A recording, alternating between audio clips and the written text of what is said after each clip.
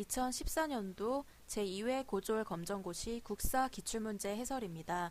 기출문제를 살펴보기에 앞서서 어떤 파트에서 얼마나 출제가 되었는지 한번 살펴보도록 하겠습니다. 선사시대에서 삼국시대 이전이 내문항, 삼국시대에서 고려시대 이전이 내문항, 고려시대에서 내문항, 조선시대 열문항, 근대사에서 세문항이 출제되었습니다. 보통 고려시대와 조선시대에서 가장 출제 비중이 높기 때문에 공부를 하실 때에도 고려시대와 조선시대에 초점을 맞추셔서 공부를 하면 수월하겠습니다.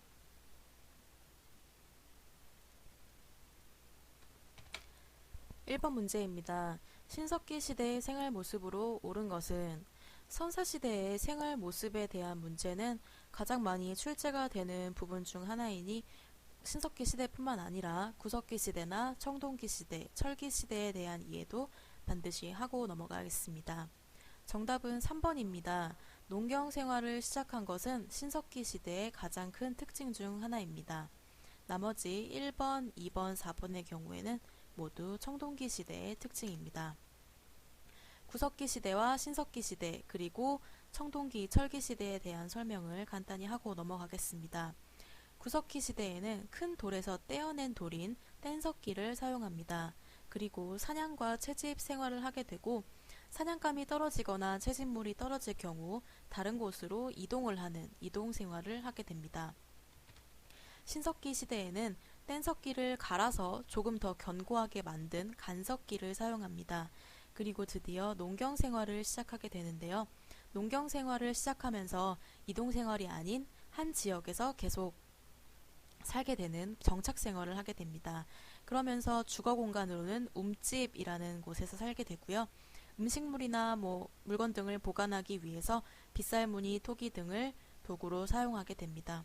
그리고 농사를 시작하게 되면서 비나 구름이나 태양 같은 자연환경에 대한 의존도가 높아져 신앙이 처음으로 나타나는 시기도 신석기 시대가 되겠습니다. 세 번째, 청동기, 철기 시대입니다. 이 시대의 가장 중요한 변화는 바로 재산과 계급이 생겨났다는 것인데요. 나아가 국가가 형성되기에 이르고 우리나라 최초의 국가인 고조선도 이 청동기 시대에 생겨나게 됩니다. 높은 계급에 있는 사람이 죽었을 때 좀 더 화려한 무덤을 만들기 위해 고인돌이라는 것이 생겨났으며 정복 생활을 통해 영토를 넓혀가게 됩니다. 또한 문자를 사용하게 됩니다. 고조선에서 문자를 사용한 예는 팔조법을 보면 알 수 있습니다. 반달 돌칼과 거푸집을 사용하게 되는데 반달 돌칼은 이 돌이라는 글자 때문에 석기 시대의 물건이라고 생각하실 수 있지만 이렇게 생긴 바로 농경 생활에 이용됐던 도구입니다. 청동기, 철기 시대의 유물이라는 걸 꼭 확인하시길 바랍니다. 그리고 거푸집은 청동을 녹여서 모양을 낼 때 사용했던 틀이라고 보시면 됩니다.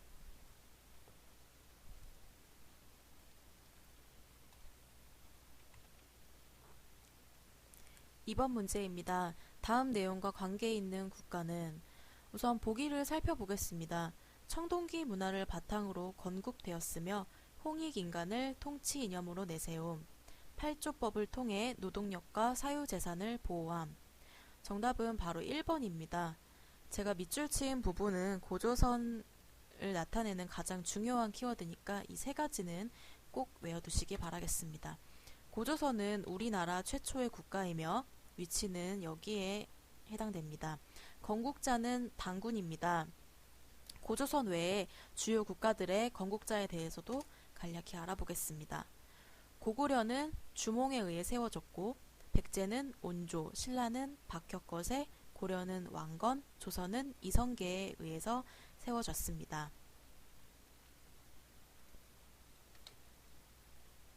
3번 문제입니다. 다음 유물에 공통적으로 영향을 준 사상은? 사진 밑에 있는 주석을 통해서 힌트를 얻을 수 있습니다. 모두 백제의 유적으로 나와 있습니다. 백제에 영향을 준 사상으로는 도교를 꼽을 수 있겠습니다. 도교는 신성과 관련된 종교라고 생각하시면 되는데요. 이 그림을 보시면 산이나 태양, 구름 등으로 표현이 돼 있는 것으로 보아 도교의 영향을 받은 것으로 볼 수 있겠습니다.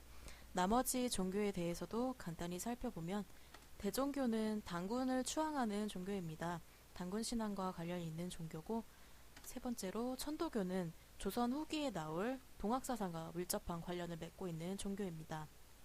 네 번째 천주교는 우리가 익히 알고 있는 카톨릭에 대한 내용이므로 백제와는 무관하다고 볼 수 있겠습니다.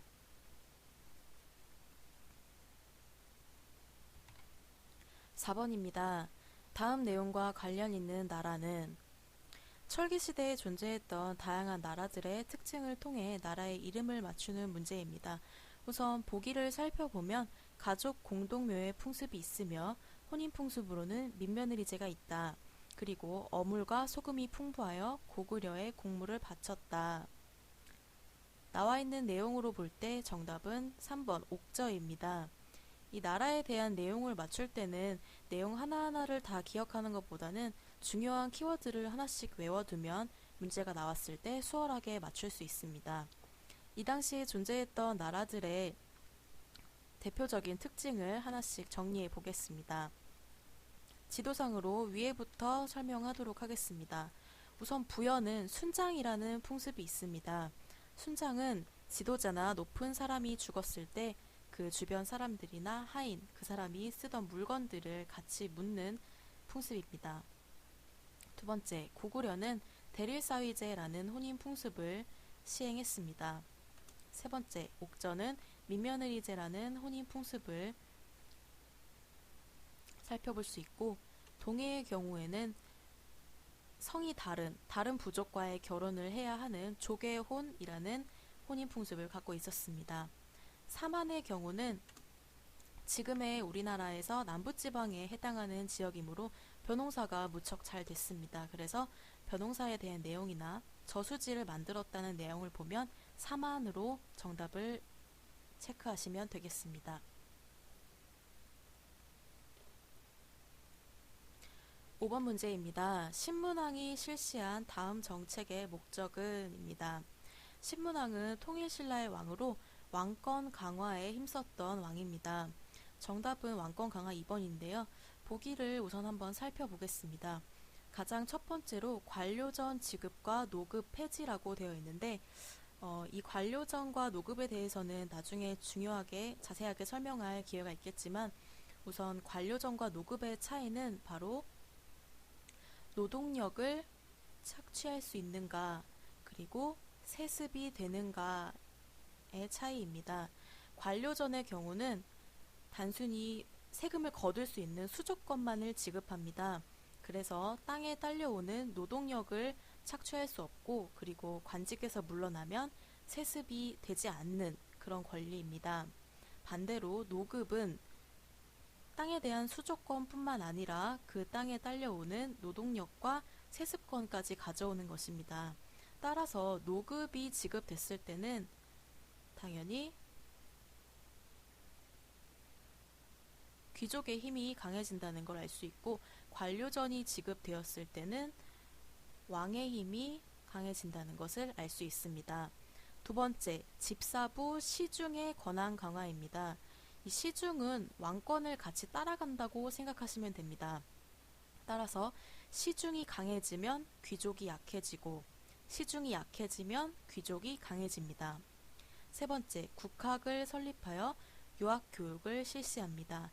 나라에서 직접 교육기관을 만들어서 교육을 실시함으로써 나라에 대한 충성심과 교육 제도를 이른 나이부터 알려줄 수 있기 때문에 이 보기 세 가지의 목적은 바로 왕권 강화가 되겠습니다. 국가가 세워졌을 때 처음에는 왕권이 약한 상태에서 시작해 강해졌다가 몰락의 길을 걸으면서 다시 내려갑니다.